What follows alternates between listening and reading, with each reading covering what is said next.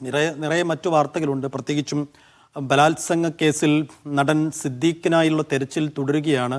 Lookout നോട്ടീസൊക്കെ പുറപ്പെടുവിച്ചിട്ടുണ്ട്. എവിടെയാണ് സിദ്ദീഖ് എന്നുള്ള കാര്യത്തിൽ ആർക്കും ഒരു ഉറപ്പുമില്ല എന്നാണ് നമ്മൾ ഈ ഘട്ടത്തിലും മനസ്സിലാക്കുന്നത്.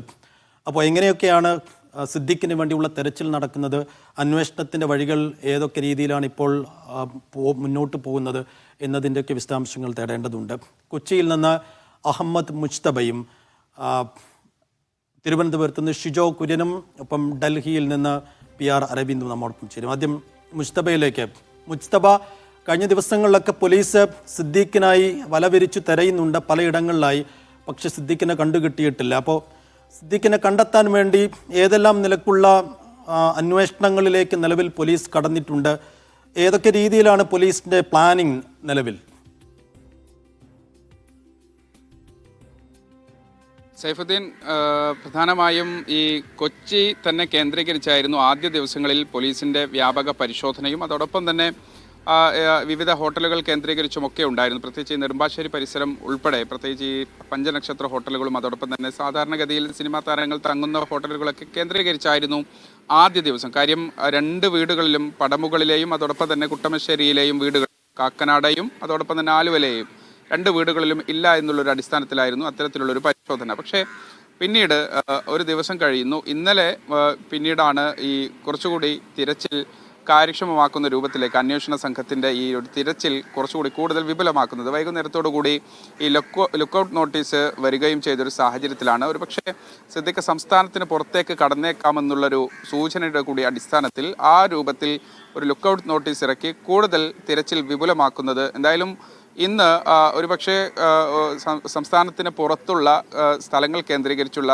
പരിശോധന നടക്കും. ഒപ്പം തന്നെ നമ്മൾ നേരത്തെ സൂചിപ്പിച്ചതുപോലെ ആദ്യ ദിവസങ്ങളിൽ കൊച്ചി കേന്ദ്രീകരിച്ച് നടത്തിയ ഒരു തിരച്ചിൽ, പ്രത്യേകിച്ച് സുഹൃത്തുക്കളുടെയും ബന്ധുക്കളുടെയും ഒക്കെ വീടുകൾ കേന്ദ്രീകരിച്ച് നടത്തിയ ഒരു തെരച്ചിൽ ഇന്ന് കുറച്ചുകൂടി കൊച്ചി നഗരം കേന്ദ്രീകരിച്ചും അതോടൊപ്പം തന്നെ വിവിധ പ്രദേശങ്ങൾ കേന്ദ്രീകരിച്ചും നടക്കുന്നുണ്ട്. ഒപ്പം തന്നെ ഒരു സംഘം ഉദ്യോഗസ്ഥർ ജില്ലക്കകത്ത് എറണാകുളം ജില്ലയ്ക്ക് പുറത്തേക്ക് കൂടി വിവിധ സ്ഥലങ്ങൾ കേന്ദ്രീകരിച്ച്, സാധാരണഗതിയിൽ ഇങ്ങനെ റിസോർട്ടുകളും അതോടൊപ്പം തന്നെ ചില ആളുകളൊക്കെ ഒഴിവിൽ കഴിഞ്ഞ ചില കേന്ദ്രങ്ങളുമൊക്കെ ഉൾപ്പെടെ പരിശോധിച്ച് അത്തരത്തിൽ കണ്ടെത്താനുള്ളൊരു ശ്രമവും നടക്കുന്നുണ്ട്. പക്ഷേ അതേസമയം തന്നെ ചില വിമർശനങ്ങൾ കൂടി ഇതുമായി ബന്ധപ്പെട്ട് ഉയരുന്നുണ്ട്. അതായത് ഈ സിദ്ദീഖിന് മതിയാവോളം സമയം കൊടുത്ത് അത് കാര്യക്ഷമമായി അന്വേഷണ സംഘം ഈ വിഷയത്തെ ഗൗരവപൂർവ്വം സമീപിക്കുന്നില്ല എന്നുള്ള, പ്രത്യേകിച്ച് ഈ തെളിവുകൾ നശിപ്പിക്കാനൊക്കെ വേണ്ടത്ര സമയം നൽകുന്നു എന്ന് നേരത്തെ പരാതിക്കാരി തന്നെ ആ വിഷയവുമായി ബന്ധപ്പെട്ട് നേരത്തെ രംഗത്ത് വരികയും ചെയ്തിരുന്നു. അതൊരു തരത്തിലുള്ള വിമർശനം അങ്ങനെയും കൊടുക്കുന്നുണ്ട്. അങ്ങനെയാണ് ഇന്നലെ ആദ്യ ദിവസങ്ങളൊക്കെ നമ്മൾ പറഞ്ഞതുപോലെ സുപ്രീം കോടതിയെ സമീപിക്കുക എന്നുള്ളൊരു നീക്കത്തിലേക്ക് കാര്യങ്ങൾ, പിന്നെ ഇന്നലെ വൈകുന്നേരത്തോടു കൂടി ആ വാർത്തയും സ്ഥിരീകരിക്കപ്പെട്ടു.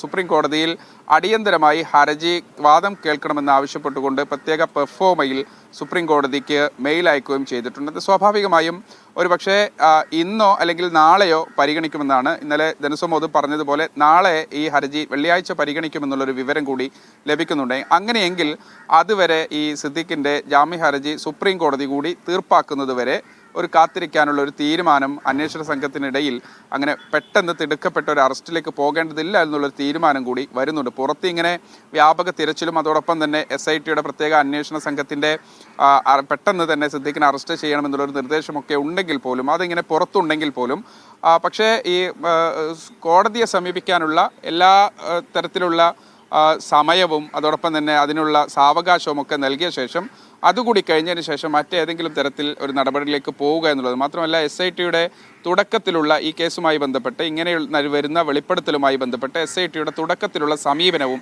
ഇങ്ങനെ തന്നെയായിരുന്നു. അന്ന് ഈ ഇത്തരത്തിൽ ഏതെങ്കിലും തരത്തിലുള്ള അറസ്റ്റിലേക്ക് പെട്ടെന്നില്ല എന്നുള്ളൊരു കാര്യം SITയുടെ അംഗം കൂടിയായിട്ടുള്ള പൂങ്കുഴലി പറഞ്ഞതും നമുക്ക് മുന്നിലുണ്ട്. അതുകൂടി വെച്ച് നോക്കിയാൽ ഒരുപക്ഷെ സുപ്രീം കോടതിയെ വരെ കാത്തിരിക്കാനും അന്വേഷണ സംഘം തയ്യാറായിക്കൂടായില്ല. സൈഫുദ്ദീൻ.